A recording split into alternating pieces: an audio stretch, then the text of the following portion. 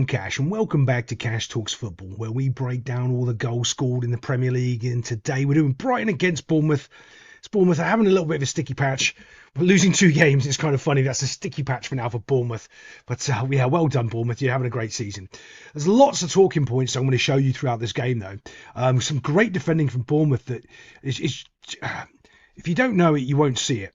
But right here, you can see the right back's beaten. This is a great ball in here. The keeper comes, but what the right back does, he keeps, right back, he keeps running. It makes it almost impossible for him to actually get a decent shot off. Watch. He's making it so hard, running with him, just keeping him tight there, making it so difficult for any decent shot to be taken off. And the keeper backs him up by cutting off the angle, making it really, really hard for him just to get any sort of momentum or any good, decent strike off on the ball as well.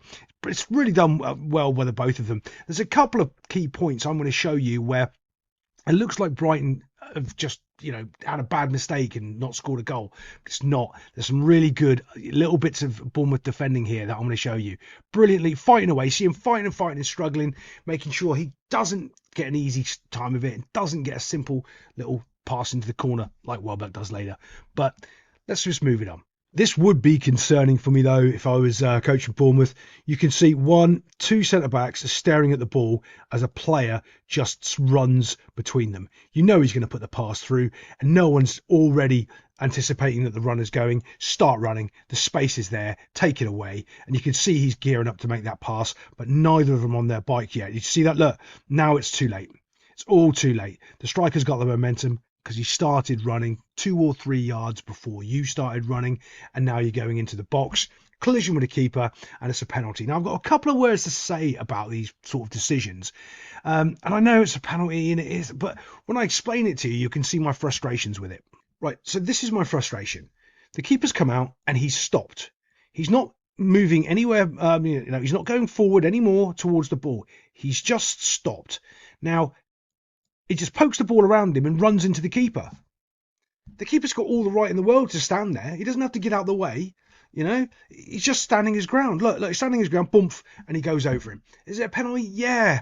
But it's just one of those ones where, if the keeper's come out and he stood and he runs into him, and I know it's really fast and it looks like he's running into, but it's not really.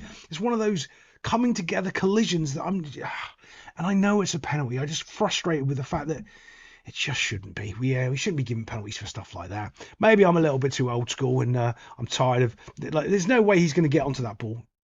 If he controlled it a little bit better, I'd go, yeah, but he's not. He's kicked out for a goal kick. So let's move it on and have a look at the penalty. Decent strike. Sends the keeper the wrong way. Well, kind of. And puts it down the middle. Yeah, he does kind of send the keeper when it looks like he's going to put it into that bottom corner. But it's just a penalty. Don't care about covering him. You know that. You've been here long enough. This is an awful decision, okay? I'm going to show you from another angle in a second, but basically all he runs down and just smashes it at the goalkeeper as hard as he can. Doesn't pick a spot, doesn't really try to do anything, just puts his head down and hits the ball as hard as he possibly can. And of course, it just hits the keeper. So this is the little shot before he touches the ball, and he's running, and he's just looking down at the ball, pokes it away, and you can say he's had a little shifty look at the keeper. But he hasn't. He's just poked it to the side and then just smashed it as hard as he can. You've got to be better. If you want to get into the top 4, which Bournemouth has got every right to be fighting for, top 5 at least, this needs to be a goal. You've done all the hard work, broken the line, gone in behind. You're 1v1 with the keeper. Now just finish it off. That's composure, understanding, and he just smashes it as hard as he can. And it's straight at the keeper. Left, right, anywhere else, and this goes in. It just hits it as hard as he can, straight at the goalkeeper. That isn't good enough for your teammates. This is what some of the defending I like from Bournemouth, though. Look, quality, trying to block it, can't get there. But watch this miss, or is it? Tell me what you think before I tell you what's really going on. Have a little think. What? Bang! Does he miss that? Now, let me show you another angle to give you a better understanding of what's going on. But have a little think about that before I show you. So have a look at our chappie here. I want you to watch his head movement and then watch what he does when he sees the ball coming in. This is good defending, okay? This is what I'm harping on about. There's very few players in the Premier League that actually do this. You look at the ball, then you look at your player you're supposed to mark. You look at the ball and you look at the player, and you do it that quickly. Watch how quick he does this. And this is in slow motion as well. Remember that. So there you go. Boom. He's seen the player and he's put his head back already. Do we see that? He identifies where he is really quickly. And then what does he do? He looks back at the ball. Boom. When the ball comes in, here it comes. Boom.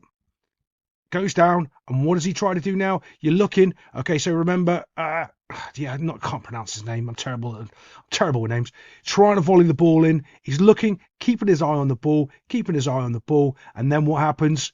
The defender sticks his head in the way, and that's why he can't get a good quality strike on it, because he's trying to. Does the defender touch it? Nope. But he does the job. That's defending. Identified the problem, saw it, and made sure he got his head in the way, so it wasn't a clean strike, and it bounces off on the floor and bounces onto the post instead of going into the back of the net box. Well done, mate. Great defending, making it hard for the striker. Brilliant. Couple of key defensive mistakes here that these two both make. Okay, so they're both tracking Clivert here on the ball, and there's two options. The spacing behind, well, you've got that, and you're pressuring the ball. He's got that. So what's your job now? Well, kind of back him up and hold this space here so he can't cut in, because you know he's got that spacing behind, because that's where his body shape is going.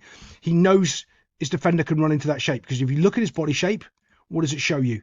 He's already facing that way, so to run that way is fine. All right, he's got that covered. Brilliant.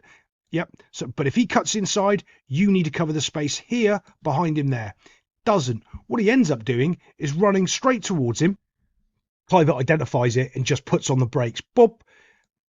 Both players completely and utterly taken out of the equation. Absolutely gone. Two players. There's two spaces to go to. You could see that. One was covered. The other one was here. The tracking player coming back needs to cover that. Doesn't. Oh, and does he score a worldie? Yeah, he does score a worldie, but you can defend that so much better. You've made the problem for yourself, rushing back to do what? And he's just put on the brakes and made you look silly. And then, okay, he scores a worldie.